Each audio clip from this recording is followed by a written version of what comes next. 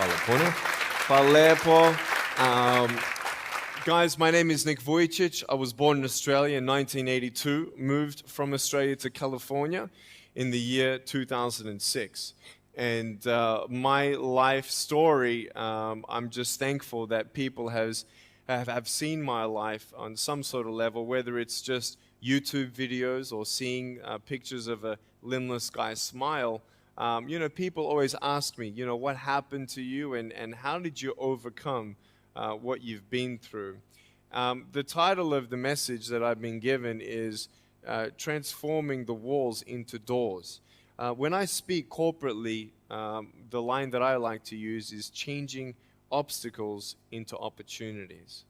Now, I'm very well aware to share with you as well, I know that there are 1 billion people going hungry today. I know that this year 1 million people will commit suicide. It's 1 every 40 seconds. I know today there are 120 million slaves, and I've met sex slaves, and I've seen the top of the pyramid as far as business and met the billionaires. I've met bankers, and I've also met orphans. We're all looking for something. We're all looking for hope. Hope you can't just have just because you were born with hope.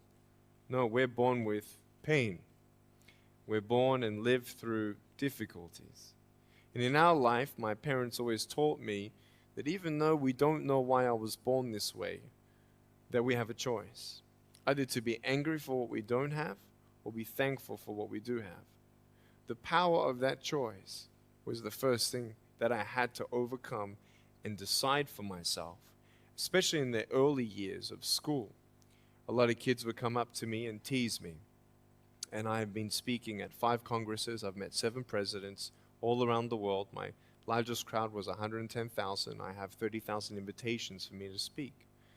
So wherever I go, I talk about the value of life.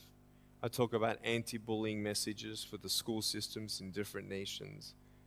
The greatest thing is love. When we feel like we don't have enough love and we don't have enough hope, we start losing strength to live.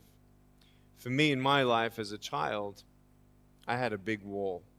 I was surrounded by 4 walls and a low ceiling of opportunity. I was set free in so many different ways, and especially surviving from day to day with my parents who loved me, who encouraged me, who told me that I was beautiful the way that I was, and not to worry about what other people said about me.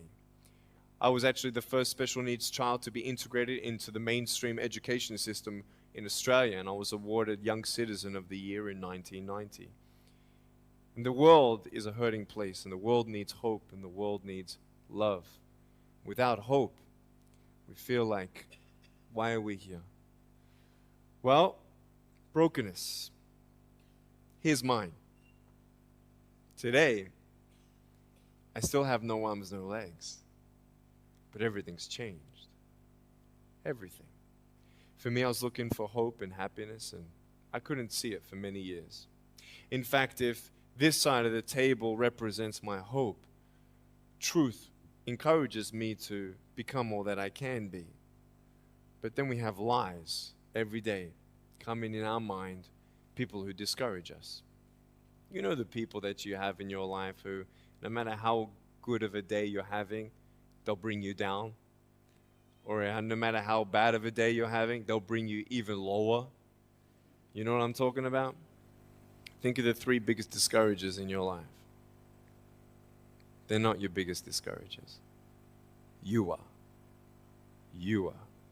It only takes 3 seconds for me to tell you something discouraging. But then you may never forget my words. I've met so many 50-year-old women and 40-year-old women who still remember what their fathers told them that they wish they never heard. Words are powerful. When you hear those words and then your mind starts growing with these lies. Nick, you're not good enough. Nick, just give up. Nick, you're never going to get a job. You won't get married. You can't even hold your wife's hand. What kind of a father are you going to be if you can't even pick up your kids when they're crying? You're alone.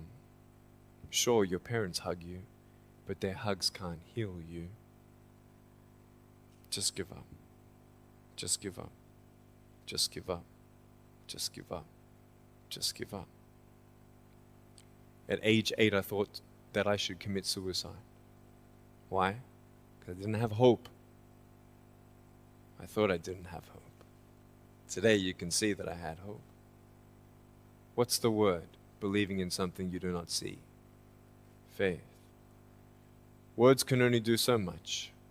Hugs can do much more than words. But when hugs can't do anything, that's where faith kicks in. For me, words and hugs were not enough, but I had no faith. So I tried to give up. At age 10, tried to drown myself in 6 inches or 15 centimeters of water. In my home, I told my dad I just wanted to relax. But really, I wanted to end my life. I had enough. Dosta mi bio. Okay. The first 2 times I rolled over, I was trying to work out how much air I hold in my lungs before I let it out. And the 3rd time, in my mind, knowing that I wanted to get out of here because of the bullying in my life, because I was going to be a burden to my parents and I had nothing to look forward to, I realized at that moment that if I actually went through with committing suicide, I would leave a greater burden for my parents than they already had. So there was one thing less hopeful or more burdensome than having a child without limbs. What is it? A child without limbs who gives up. So when I saw in my mind my mom and my dad and my brother crying at my grave if I went through with it, that one thought saved me. If my parents never told me that I was beautiful the way that I was, if my parents never told me that I was special and that I was loved, I wouldn't be here today. So I encourage every single parent who tries their best to encourage their teenagers, especially in the West. Many teenagers put a do not disturb sign on their door. I'm sure, the conversations all around the world between a parent and a teenager. How was school? Fine. What'd you learn? Nothing. Did you do your homework? No. And that's the conversation for the day. And when you try to tell your children that they're beautiful, so of course I'm beautiful. I'm your son. I'm your daughter. Of course you're going to say that. But they're right. Every single human being has value, and my value is not determined on how I look or what job I have or where I'm from, where I was born, how much money. All that stuff is nothing. So many teenagers, tease each other for how we look, and I tell the teenagers, do you think that I'm cool enough to be your friend? They're like, yeah, of course. I said, but I have no arms, no legs. They said, doesn't matter. I said, really? So it doesn't matter that I have no arms, no legs? I said, no, it doesn't matter. I said, then actually, if it doesn't matter, then why do we kill each other with our words if it actually doesn't matter? Why do we look ourselves in the mirror and see ugly instead of valuable? I want to ask you today, what are you looking for? If I gave you $1 billion, would you be happy? If you gave me $1 billion, I'd be very happy. But then if my mum dies tonight, am I happy? No. With all the money in the world, I'll never be happy. Why? Because money is something that cannot heal the soul. So many teenagers are looking for love, which love does heal the soul. Love does complete the soul. But even sex before marriage, I was a virgin before I got married. Yeah, I've got a gorgeous wife. We're pregnant with our first son. And I don't need hands to hold her hand. I only want to hold her heart. And how am I going to hug my kids? So many kids, they come up to me. It's amazing. They put their hands behind their back and hug me with their neck. And I've realized in life, even the worst parts of my life can be turned into good. And they're even more special.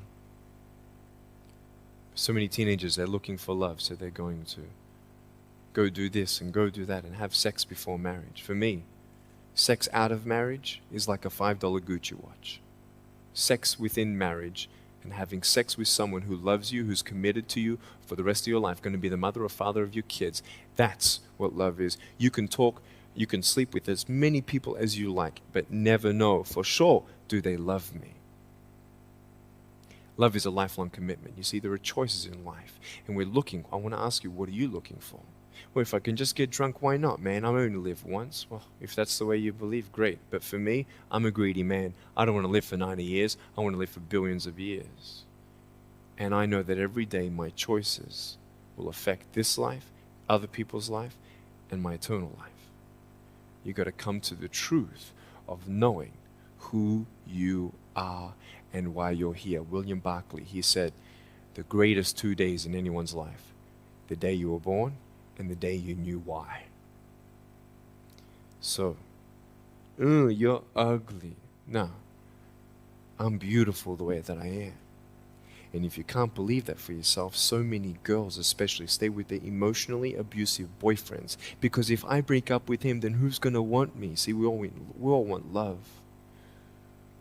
That's why we do what we do sometimes. To get into the crowd, I'm going to swear, I'm going to be cool. That's what this world is. I want to look like her.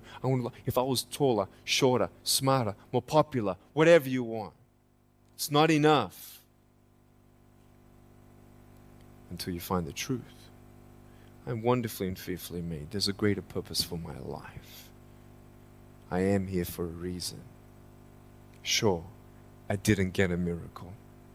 Yeah, I believe in a God who can do miracles, and I have a pair of shoes in my closet. Why? I've seen blind people seeing and deaf people hearing. That's fine if you don't believe me. I got it on camera. But I realized something. If God doesn't change my circumstance, He's going to use my life to be a miracle for someone else. When you don't get a miracle, you can still be a miracle for someone else. I'm going to close off with this beautiful story. I was in Southern California.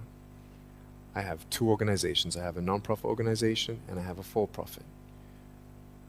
I probably spoke between years 2007 and 2010, 1,000 times, 600 flights. And I've spoken to 4.5 million people face to face. In the last 48 hours here in Serbia, we've reached 5 million through media. So, we have the heart of people to love others. We want people to love each other, love yourself, dream big, and never give up. We're all looking for hope, aren't we? What are you looking for?